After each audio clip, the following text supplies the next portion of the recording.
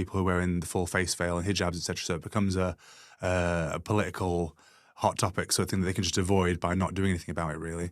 So, yeah, most police and the rank and file police are broadly, you know, they're normal people just like ourselves. I think as you go further up the police ladder, you know, you get promoted for ratting each other out or for making an offensive joke or whatever, so they know they can trust you. So the further you go up the police ladder, the more political it gets. But the average officer on the street is just forced to deal with everyday criminals and would love to boot them in the ribs, and that's that, but they can't. So I was going to say, yeah, the police who are boots on the deck that see you kicking people in the liver, they're probably quite envious. I've had fist bumps, I've had handshakes, whatever, just on the sly when the camera's been turned off, and you know, so that's nice of the police, I think. And you're always heavily outnumbered. Is there any fear in you for one day that it may get ugly?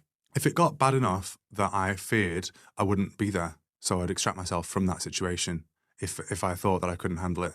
But I'm just used to being attacked, like because I used to be like a young kid into metal and you know, rock music and whatever.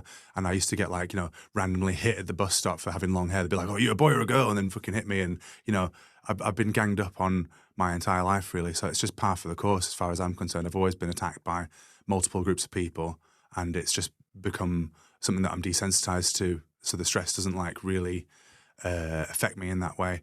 And I think a lot of people, even when they're in a group, they're psyching themselves up to do something because they're not used to just deciding to attack you or not, you know. So when they come across you and you're calm enough that where you're not bothered about what's happening, it puts them off at ease, really. Like, why isn't this guy? Because usually when they turn up with a few lads giving it the big, and then they expect you to be like, "Oh, sorry," you know. And when you're not like that and you're making eye contact with everybody,